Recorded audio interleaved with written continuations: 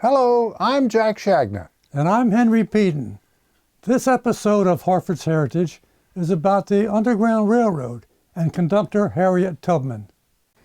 The so-called Underground Railroad was neither a railroad nor was it underground, but it did serve as a metaphor for various routes taken by slaves escaping to freedom. The earliest mention of the term occurred in 1831, when an enslaved Kentucky man, Tice Davis, was being pursued as he attempted to escape. According to one account, Davis swam across a river and disappeared as if he had entered into an underground railroad. The name stuck. The leaders of these groups of slaves traveling north to freedom were known as conductors, with the most famous being Harriet Tubman, who was born in Dorchester County, Maryland, and is the subject of this story. While it appears Tubman was not involved with slaves passing through Harford County, a mention of some of their local county routes is worthwhile. One of the biggest obstacles that these freedom seekers faced was getting across the wide Susquehanna River. Some slaves would proceed north through Harford County, and when intersecting Rock Run Road, follow it down to the river. Thereafter, walking a short distance southeast along the Susquehanna's bank, they would arrive at a ferry landing directly across the river from Port Deposit. At night, after preparations had been made, a fire would be lit on the Port Deposit side, signaling sympathizers to row slaves across the river. They would then be led up a watery ravine called Cully's Run to the basement of a black church known as Howard Chapel, where the foundation still stands today. The next night, a wagon operated by a Quaker would transport them north. Further northwest up the Susquehanna River, above Darlington, was Worthington Landing, later known by the name of Shores. The Richard Harris House existed there and was occupied by a black man with the nickname Had. He would row escaping slaves across the river, where they were met by conductors who would guide them north. A short distance further up the river, at the village of Berkeley, an ice house on a farm called Swallowfield also served as a safe haven for escaping slaves, which may have taken the route shown across the river. Our narrator now tells the Harriet Tubman story. In Dorchester County, Maryland, on October 11, 1803, slave owner Anthony Thomas and Mary Brodess, the widow of John Brodess of Bucktown, were married. They settled in an area known as Peter's Neck that was southwest of Cambridge. This union permitted one of the Thomas's slaves, Benjamin Ross, to meet Harriet Green, a slave inherited by Mary, which led to the marriage of Ben and Harriet in the early part of the 1800s. In 1810, Mary unexpectedly dies, leaving her young son Edward to the care of Thompson. Years went by, and in late February or early March 1822, Harriet and Ben welcomed the birth of their fifth child, Araminta Ross. The delivery was assisted by a midwife, who Thompson paid $2. When Mary's son Edward reached the age of 23, he married Elizabeth Ann Keene, and they moved into a house just west of Bucktown, bringing with him Harriet Rose and all of her children. It was in this area that Araminta, now called Minty, grew up. Minty spent her early years caring for her four younger siblings while her mother worked in the household of Edward and Elizabeth Brodess. Like other slaves, she was not allowed to learn to read or write, as the education of slaves portended a disruption to the extant social order. At the age of 6, she was sent to the home of James Cook, about 10 miles distant, to learn the trade of weaving. Although intellectually bright, Minty in her physical development had not yet achieved the hands and feet coordination skills akin to playing an organ with foot pedals. Hence, she was unable to master this trade. As a result, while at the Cook's homestead, she was required to wade in cold water to check muskrat traps on the Blackwater River, but later became ill with the measles and was returned to her mother's home. There appears to be no record of Minty attending church, as blacks were relegated to the rear of the sanctuary or in the balcony.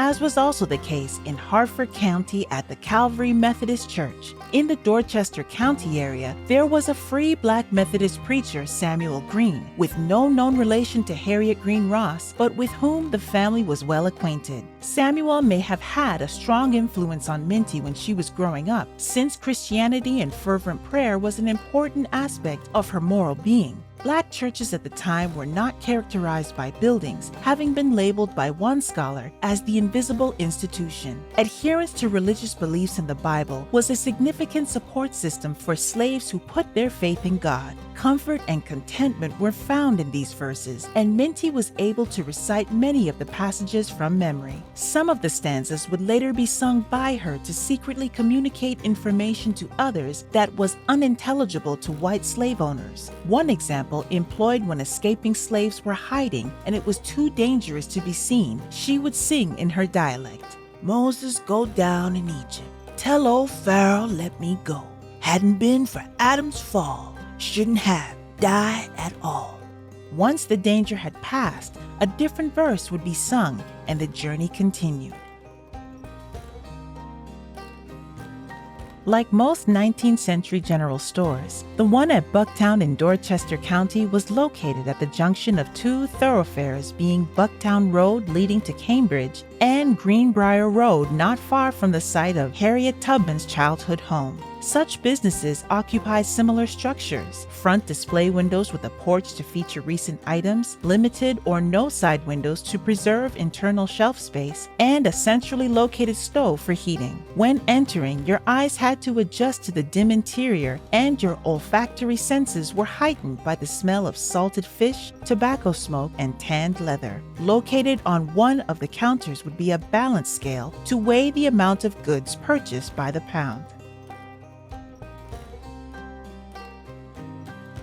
When Minty was a teenager, perhaps 13 to 15 years old, she entered the Bucktown General Store and refused to help the owner restrain a young slave from running away, who was known only as Jim. As he broke loose and ran towards the door, the store owner hurled an iron scale weight at the escapee, but missed and it struck Minty on the side of her head. Her mother feared for her daughter's life, but was able to nurse Minty back to health. But thereafter, she suffered from episodes of suddenly falling asleep, a condition known as narcolepsy. It appears her hypothalamus near the center of her brain had been damaged, leading to this disorder. This curse would at times be a blessing in disguise, as it would convince some of her followers these spells allowed her to commune with God while guiding them to safety. After Minty had sufficiently recovered, John Stewart, a free black man living in the Tobacco Stick area, secured her services from Elizabeth Brodess, and she began to work alongside two of her brothers in his thriving lumber business. As well, her father, Ben Ross, was also involved, being the manager in charge of shipping his products to Baltimore. Minty chopped logs and toted timber, perhaps averaging 1/2 cord per day, with her efforts exceeding that of other men. Since she earned more money than Stewart was paying Brodess, a portion of it was given to Minty, which she used to buy a pair of oxen. When engaged in this laborious work, Minty grew to her adult height of 5 feet and developed a physical strength that later served her well when trekking north, leading escaping slaves.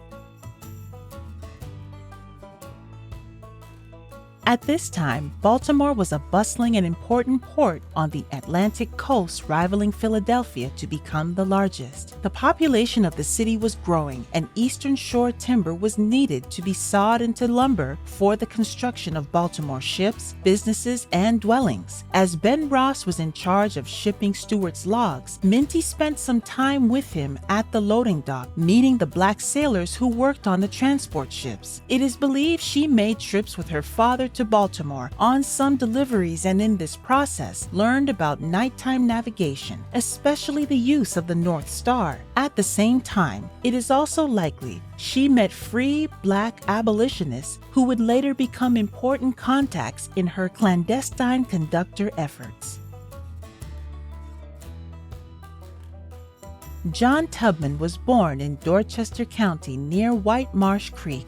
a tributary of the Blackwater River just west of present-day Blackwater National Wildlife Refuge. He was a freed slave of the wealthy Tubman family who owned Lockerman's Manor, a 265-acre plot on the western edge of Cambridge overlooking the Choptank River. The circumstances under which they met are obscure, but it's likely John was impressed with Minty's intellect and physical being. So they were married in 1844, when she was the age of 22. Legally, the union would only be recognized as an informal arrangement, as Minty remained a slave of the Broaddus family who could have at any time sold her to a distant buyer. Henceforth, she would be known as Harriet Tubman, taking her husband's last name and probably her mother's first. It is probable that Harriet would have expected to become pregnant following her marriage, as she was aware a slave with child was less likely to be sold, and she hopefully would soon join their ranks. As a youth, she had witnessed 2 of her sisters being sold south to cotton planters and had been traumatized by the startled look on their faces, and she suffered from the fear of being separated from more members of her family. In 1849, after 5 years of marriage, however, she remained childless, and word came that the Broaddus family had encountered financial difficulties and some of their slaves were scheduled to be sold. In her mind, the time for action had arrived. Harriet related to her husband's plans to flee north to freedom, but being a free black, he had no interest in leaving Maryland. She spoke with 2 of her brothers, Harry and Ben, who, like her, were willing to run away. They left in late September 1849, setting off one Saturday night. This departure timing was propitious, as slaves generally had Sunday off and would not be missed until Monday morning. Furthermore, a newspaper notice offering a reward for their return would not appear before the October 3rd edition of the Weekly Cambridge Democrat, thus giving them more than a week's head start. Thereafter, slave bounty hunters would surely be in hot pursuit. Into the journey, however, Ben and Harry became anxious about being captured and decided against Harriet's strident advice to return home. She reluctantly followed.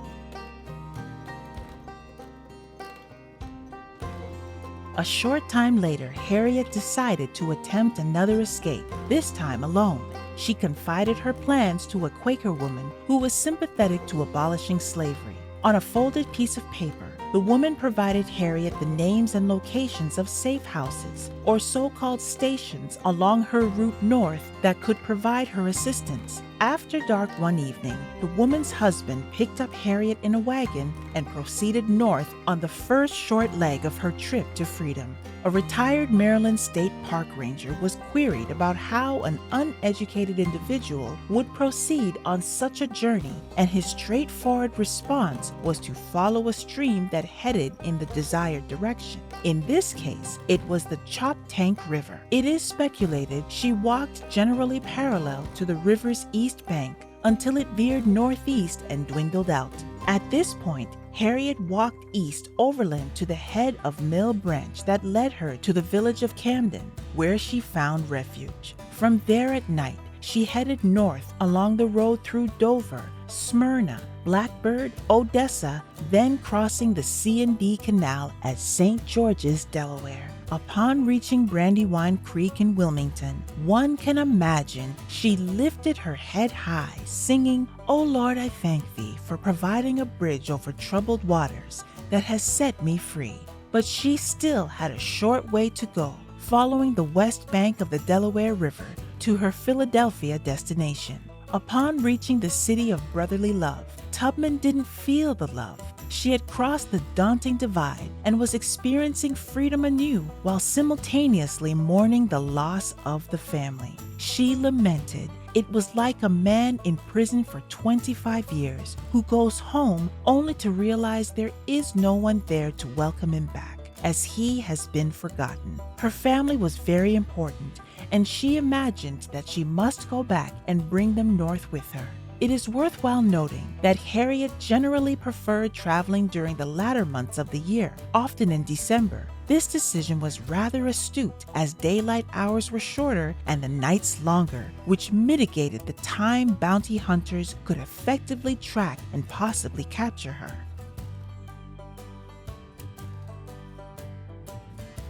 Harriet Tubman's first trip south is undertaken shortly thereafter.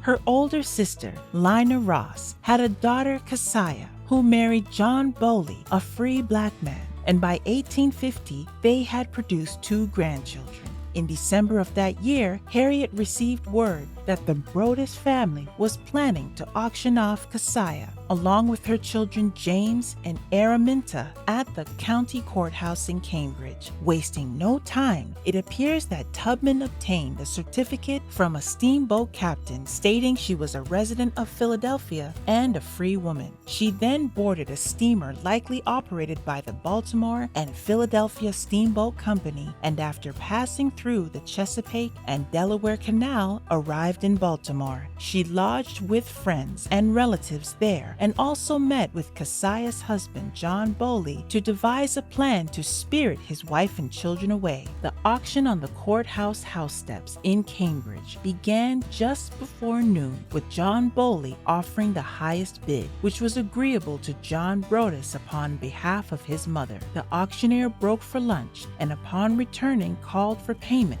but no one came forward. The auctioneer started the bidding again, only to discover that Keziah and her children had disappeared from having been hidden away in a nearby house. That night, John Bowley gathered up his family and, operating a small boat, headed for Baltimore, where Harriet later secured safe passage for them to Philadelphia. The following year, in 1851, Tubman made her second trip to conduct slaves to freedom. She returned to her safe havens in Baltimore, likely traveling from Philadelphia on a steamboat passing through the C&D Canal. Without returning to Dorchester County, she was successful in contacting Moses Ross, the son of her brother Robert, who, along with 2 other slaves, were able to get to Baltimore, and guided by Tubman's efforts, everyone made it to freedom in Philadelphia. Harriet's third trip south was focused on marital reunification. Although Tubman's husband John had refused to follow her pursuit north to freedom, she retained the somewhat unrealistic expectation that after 2 years of separation, he would be happy to once again share her bed. Acting on this bold belief in the fall of 1851, she undertook a dangerous journey into Dorchester County to face him and plead her case. Rapping on his chamber door, Harriet was shocked to discover that he had married another woman named Caroline, believing his first wife was gone forever. Spurned by her lover, she was devastated, but decided not to waste the travel opportunity. She gathered up a group of perhaps 4 or 5 slaves and guided them north to the Promised Land. On one occasion, while leading a party of slaves to freedom, one of the men faltered and refused to continue the journey. Tubman instinctively knew if he returned, details of her escape would be found out, thus jeopardizing the entire mission. She held a pistol to the man's head and explained that if he had the stamina to go back, he could also go forward, and if not, a dead man tells no tales. The man changed his mind and made it to freedom. There has been speculation as to where Tubman obtained the revolver she carried. When working for John Stewart, she had earned money and could have acquired it in the Dorchester County area, but most sellers would have been very reluctant to sell a firearm to a slave. More likely, the revolver was purchased in Philadelphia, and one writer has suggested it was from a pawn shop. Tubman's fourth rescue trip was most likely by water. Having returned to Dorchester County in the fall of 1851 and avoiding apprehension likely emboldened Tubman to go back a short time later in December. Details about how she traveled are missing, but it is possible she first went to Baltimore by steamboat using her free woman certificate previously obtained from a steamboat captain, and then to Cambridge on another steamer, where the certificate was also accepted. At this time, the possibility of an overland journey used in her initial escape appears to have been arduously unlikely. On this December expedition, which may also be known as the Christmas Rescue, Tubman guided a party of 11, including a brother and his wife, to freedom. Harriet's fifth rescue trip appears to have taken a different route. During the summer of 1852, Tubman worked in Cape May, New Jersey, as a cook to help finance her abolitionist efforts. In the fall of that year, she returned to the eastern shore of Maryland to guide a group of 9 slaves to freedom. No details survive as to the route used, but it is suggested that she may have hired the captain of a Cape May boat to take her to Lewis, Delaware, then trucking across the peninsula to the area of Dorchester County. 9 fugitives were collected for their overland eastward journey to Lewis and a water voyage back to Cape May. Thereafter, they continued their travels north to New York and freedom. Harriet's last documented trip to Maryland occurred in early June of 1854. She returned to Dorchester County and was able to spirit away a 27-year-old slave known as Winnebar Johnson of the Tobacco Stick area. They traveled to Philadelphia, but it was later determined the location might be too dangerous for him to remain, so arrangements were put in place to continue to New England. From 1850 to 1854, Tubman had conducted 6 daring missions that freed at least 31 slaves. This number is far less than several hundred reported in many accounts, but it must be remembered that she also advised and counseled a number of other abolitionists who guided many slaves north to freedom. Much has been written about the rewards offered for Tubman's capture. On her initial aborted escape with her 2 brothers, $100 was offered by Elizabeth Brodess for Harriet's return, along with the same amount for each brother. This advertisement appeared in the Cambridge Democrat on October 3, 1849, and is the only one yet to be found. In later years, Harriet recalled someone reading a newspaper ad that offered a reward for her in the amount of $5,000. As time has progressed, some writers have suggested the amount offered by a group of slaveholders was as high as $40,000, a figure that is totally unrealistic. Some of the escaped Eastern Shore slaves settled in the area of Auburn, New York, where Tubman had acquired a 7-acre parcel with a frame house on very liberal terms from Francis Stewart, a sympathetic abolitionist. It was here that her family would find safe shelter. Other refugees settled in New York in the areas of Albany, Syracuse, Elmira, and Niagara Falls. On March 6, 1857, however, the U.S. Supreme Court issued the Dred Scott decision stating that an enslaved person living in a free state or territory was not a citizen and could not sue in a court, but in actuality was someone's property. Thus, regardless of a person's location in the United States, bounty hunters could return slaves to their owners for a payment. This prompted Tubman to accompany some fugitives to safety in St. Catharines, Canada, just west of Niagara Falls, where by this time Canadian slavery had been outlawed.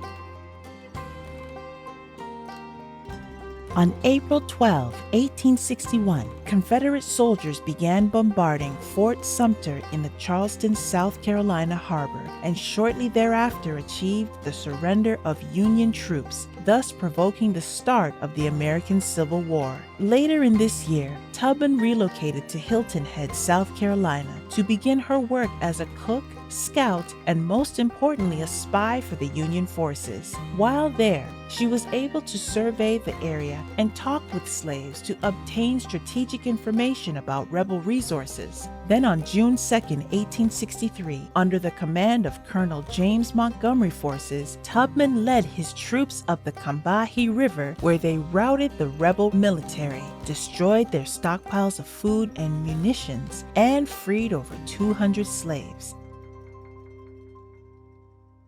When the Civil War finally came to an end in 1865, there were left behind thousands of Union soldiers with injuries as a result of the hostilities. Tubman was hired to provide nursing services to the wounded men in a facility at Fortress Monroe in Hampton, Virginia, where somewhat ironically, Jefferson Davis, the former president of the Confederacy, was being held in a prison. Her knowledge of herbal medicines learned in Dorchester County, Maryland, became important in the treatment of diarrhea and in the healing of wounds. Part of this duty entailed washing and sanitizing sheets and clothing that included hauling and heating water in the laundry. Again, her physical strength gained in her youth was a significant factor in being an effective caregiver. After her stint as a nurse at Fortress Monroe, Harriet returned to her New York home in Auburn, where she would take in boarders. Nelson Davis was a slave from Elizabeth City, North Carolina, who had escaped north about 1861. Davis had enlisted in a Pennsylvania unit and fought at the Battle of Olustee, Florida, and thereafter was honorably discharged on November 10, 1866. Davis showed up at Tubman's home and was taken in as a boarder while working at a nearby brickyard, where it appears he learned the trade of bricklaying. By 1867, Harriet's estranged husband in Dorchester County, John Tubman, had died, and meanwhile, she had fallen in love with Davis, a man more than 20 years her junior. They were married on March 18, 1869, and adopted a daughter named Gertie. In 1880, one of the boarders accidentally set her wooden structure on fire, and the community rallied to build a new one on the old site. Limestone blocks served as the foundation set on the subsurface old rubble, and a 2-story brick structure with about 1,200 square feet on 2 levels was designed and built by African Americans. Some of the bricks were made on site, and it is likely that Tubman's second husband, Nelson Davis, was a significant contributing factor in the construction that was completed about 1882. Sadly, Davis suffered from tuberculosis and passed away in 1888.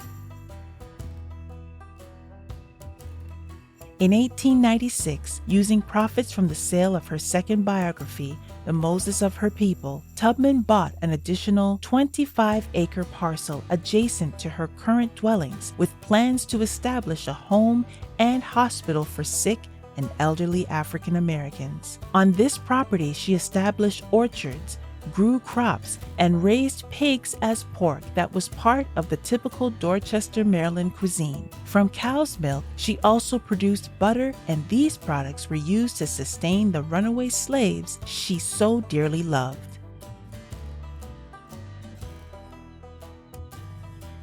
Following a battle with pneumonia, Tubman died on March 10, 1913, in what was then called the Harriet Tubman Home for Indigent Aged Negroes at Auburn, New York. She was called the Moses of her people and regarded as one of the most remarkable women of her age. She was held in high esteem by Ralph Waldo Emerson, Frederick Douglass, and John Brown. She is remembered today as America's most famous conductor of the Underground Railroad. Her exploits are chronicled in Auburn, New York at the Harriet Tubman Home, in Massachusetts at the Boston African American National Historical Site, in Cape May at the Harriet Tubman Museum of New Jersey, in Maryland at the Harriet Tubman Museum and Educational Center in Cambridge, and at the Harriet Tubman Underground Railroad Visitors Center in Church Creek, Maryland.